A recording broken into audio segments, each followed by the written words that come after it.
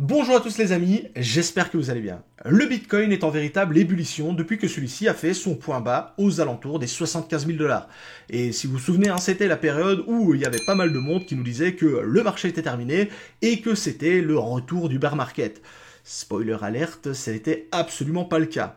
Au moment où je vous parle, le Bitcoin est actuellement dans une forte zone d'accumulation située entre 102 000 et 104 000 $, et on va voir après avec l'analyse que c'est une excellente chose pour le moment. Mais la fameuse question que tout le monde se pose, c'est est-ce que le mouvement actuel au niveau du marché, et principalement sur Bitcoin, il est suffisamment fort pour amener le Bitcoin au prix de son ancien ATH, aux alentours des 109 000 $, et surtout, est-ce que ce mouvement aurait suffisamment de force que pour le traverser et éventuellement relancer le mouvement parabolique, le fameux bull run. C'est pour cela qu'aujourd'hui, je vous propose d'y voir un petit peu plus clair au moyen de 5 outils d'analyse data et d'analyse on-chain pour décrypter un petit peu tout ce qui se passe derrière le marché. Alors, c'est parti.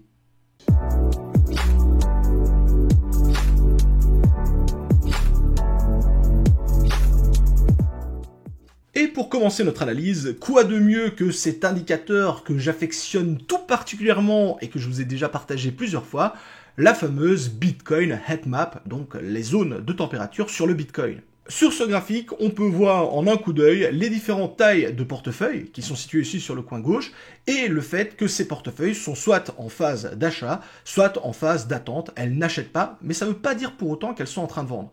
Je vous en avais parlé par le passé, on avait vu notamment que à la fin mars 2025, on avait les whales, les donc très très gros portefeuilles supérieurs à 10 000 bitcoins, qui étaient passés en phase d'accumulation. Une accumulation qui s'était fait petit à petit, avec même, on remarque, une accélération à partir du mois de mai 2025. Cette accumulation, elle a donc débuté par les plus gros portefeuilles, mais on remarque que par la suite, les portefeuilles plus petits, mais qui restent quand même conséquents, ici on parle de 1000 à 10 000 bitcoins ou de 100 à 1000 bitcoins, ce n'est pas rien, eh bien eux également sont passés en phase d'achat, et de leur côté, c'est plutôt à partir de maintenant justement que la phase d'accumulation va être la plus importante, là où effectivement on remarque que pour les plus gros portefeuilles, on a un petit ralentissement au niveau de la phase d'achat, même si ceux-ci continuent effectivement d'acheter. Mais là où ça devient très intéressant au niveau de cette analyse, c'est le fait que les plus petits portefeuilles, donc typiquement en dessous de 1 bitcoin, voire même de 1 à 10 bitcoins, et encore une fois, je sais que de 1 à 10 bitcoins, ça représente déjà de sacrées sommes d'argent, eh bien ceux-ci sont toujours dans l'expectative, ils ne sont pas passés en phase d'achat, sont plutôt en phase d'attente de voir justement ce que le marché va leur réserver, et donc on a toujours ce mouvement un petit peu, d'une certaine façon, de peur au niveau des plus petits investisseurs, principalement du retail, qui lui va plutôt observer ce qui se passe au niveau du marché, alors que les plus gros portefeuilles sont déjà en train d'agir dans l'ombre, et ce même déjà depuis plusieurs semaines. Et là pour le coup, je ne sais pas si vous vous souvenez, on était justement au moment où il y avait pas mal de monde qui nous disait que le marché était terminé, c'était le retour du bear market, etc. etc. Et moi j'étais venu un petit peu avec mes idées en expliquant, bah non, c'est quand même étonnant de se dire qu'on va basculer en bear market, alors que les plus gros portefeuilles sont en train justement d'accumuler. Et c'est ça notamment qui m'avait fait dire que pour moi, on n'était absolument pas prêt de basculer en bear market, parce que d'une certaine façon, ça aurait voulu dire que les whales n'avaient absolument pas senti le marché, et que d'une certaine façon, c'était les plus petits investisseurs qui avaient eu le nez creux, et qui avaient vraiment timé parfaitement le marché.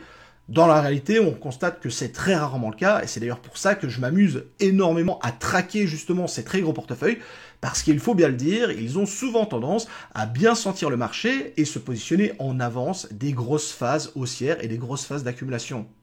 Alors bon, la headmap, c'est vrai que c'est du vu et du revu, notamment si vous me suivez sur mes différents réseaux, parce que c'est quelque chose que j'aime beaucoup partager avec vous. Je vous propose un autre indicateur qui va être positionné sur ce qui va être la demande au niveau du marché spot, c'est-à-dire donc le fait d'acheter directement de la crypto-monnaie, et on remarque que après chaque mouvement de hausse très important, on a une forte zone d'accumulation qui se dessine généralement sur une période d'un mois et demi.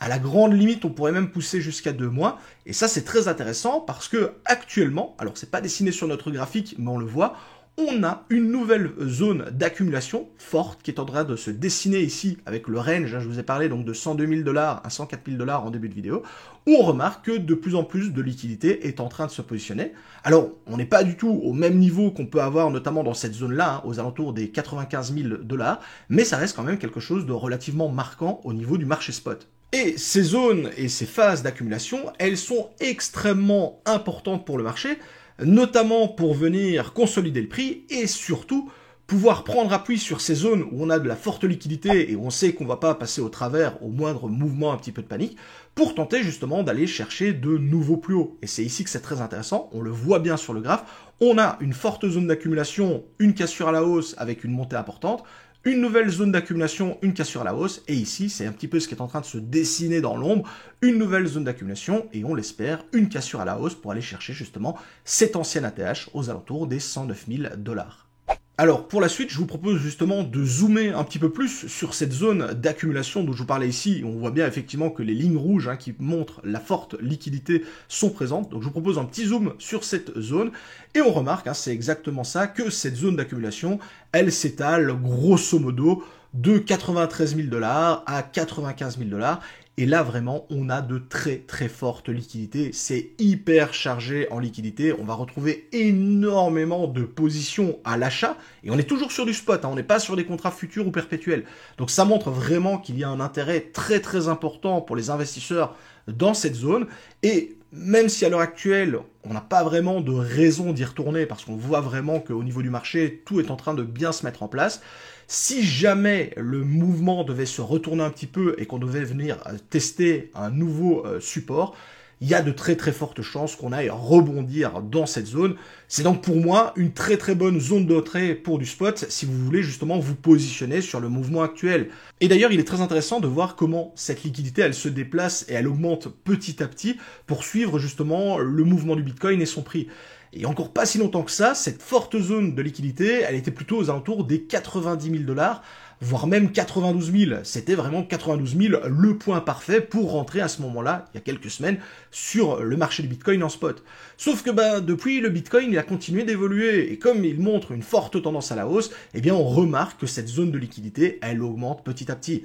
Au moment où je vous parle, la zone de forte liquidité, c'est 94 000, 95, mais si le Bitcoin vient à continuer à se renforcer dans sa zone d'accumulation actuelle, je vous avoue que je ne serais pas étonné de voir cette zone de liquidité augmenter et peut-être aller se positionner sur les 96, 98 000 $. C'est un petit peu justement ça qui va être intéressant de suivre, comment cette liquidité va évoluer en fonction du marché global. Mais donc pour l'heure, j'insiste là-dessus, il n'y a absolument aucune raison de passer au travers de celle-ci, à moins encore une fois d'un scénario catastrophe, et donc ça reste une zone extrêmement intéressante si vous-même vous souhaitez vous positionner et re-rentrer sur le marché du Bitcoin. Alors bon, pour ces premiers outils d'analyse, je vous ai parlé principalement d'analyse on-chain et de toute la data que l'on peut retrouver.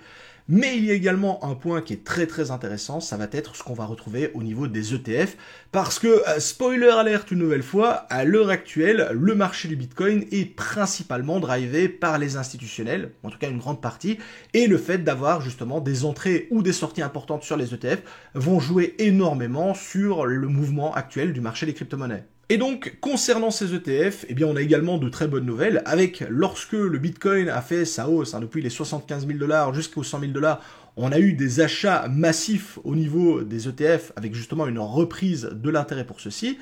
Mais il faut bien le dire, depuis quelques jours, malgré tout, on assiste à un petit ralentissement au niveau de ces achats. Un petit peu comme les whales, les portefeuilles supérieurs à 10 000 bitcoins. Ceux-ci continuent d'acheter, mais moins fort qu'il y a quelques semaines. Et bien pour les ETF, c'est exactement pareil. Ça continue d'acheter, mais quand même moins fort que par le passé. Le point qui est ici très très important, c'est qu'on n'a plus de sorties majeures, notamment depuis qu'on est dans cette zone d'accumulation.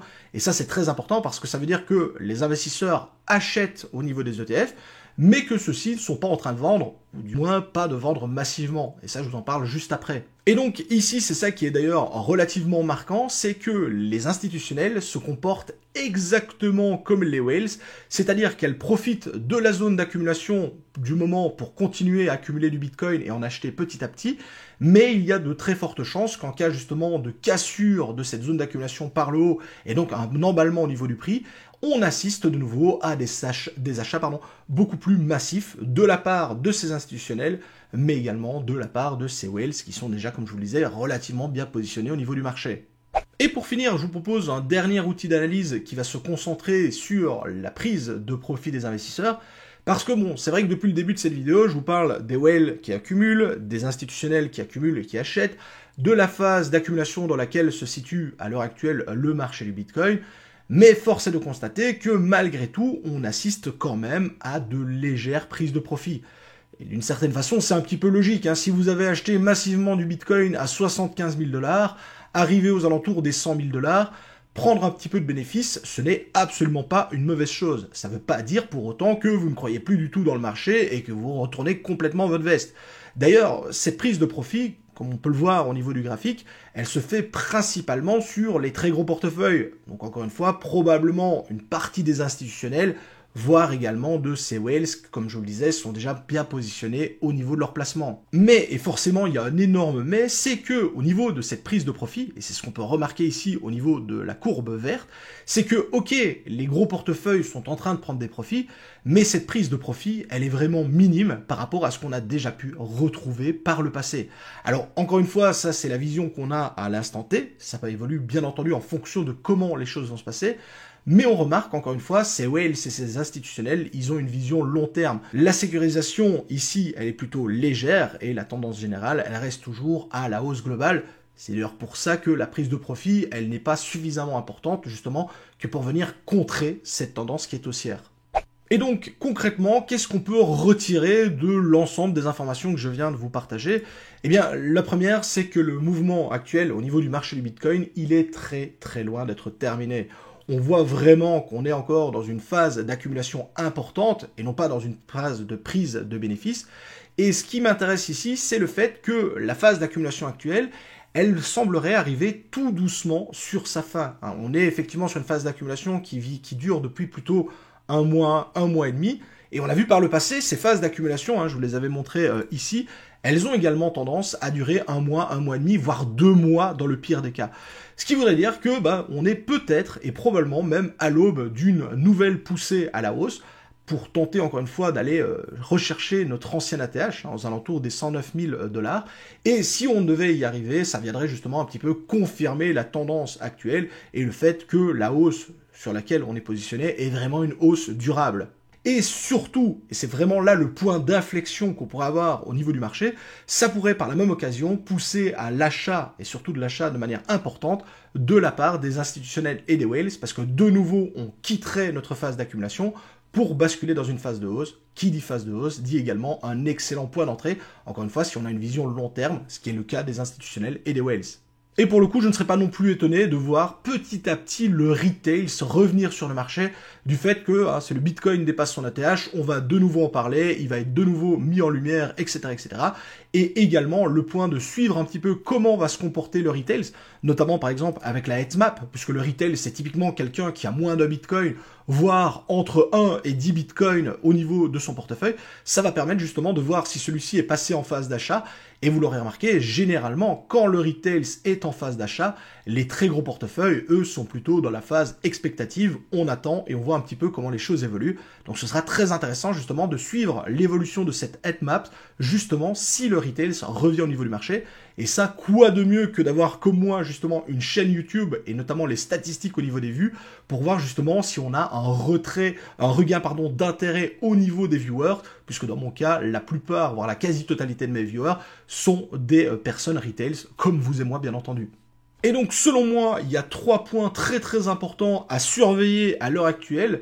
C'est premièrement le mouvement des whales à l'approche de l'ATH, voir si ceux-ci continuent d'accumuler ou au final si on a même une accélération ou au contraire pas du tout et une vente massive, ce qui voudrait dire effectivement que dans ce cas-là, les 109 000 $ seraient donc l'ATH ultime d'une certaine façon de ce cycle.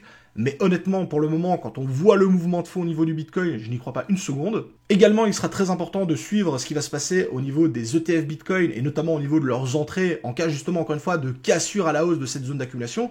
Est-ce que de nouveau, on a un achat massif de la part des institutionnels qui veulent profiter de la hausse et donc qui en profitent pour se positionner? Et pour finir, suivre comment cette liquidité va évoluer. Je vous le disais, à l'heure actuelle, on a une très forte poche de liquidité entre 93 000 et 95 000 $, voir justement si cette poche de liquidité monte petit à petit en fonction du prix. Si le Bitcoin arrivait à 109 000 $, il y a quand même de fortes chances que la poche de liquidité se situe au-dessus des 100 000 $. Moi, de mon côté, je l'estime entre 100 000 et 102 000 $. Donc, encore une fois, une affaire à suivre. Vous l'aurez compris, à l'heure actuelle, le marché est extrêmement bien parti pour aller tenter de franchir son ancien ATH, voire même complètement de l'exploser. À l'heure actuelle, je ne vois pas ce qui pourrait provoquer un retournement de la tendance haussière dans laquelle nous sommes situés. J'espère vraiment qu'on aura ce mouvement parabolique qui va reprendre par la suite, et donc avec un bull run et par la suite éventuellement une magnifique all season. N'hésitez pas à me partager votre avis sur le sujet en commentaire, vos analyses, vos data et autres que vous aimez justement traquer et suivre pour voir un petit peu comment les choses évoluent. Je vous souhaite à tous d'excellents investissements sur le marché actuel. C'était M. TK. Ciao les crypto-fans.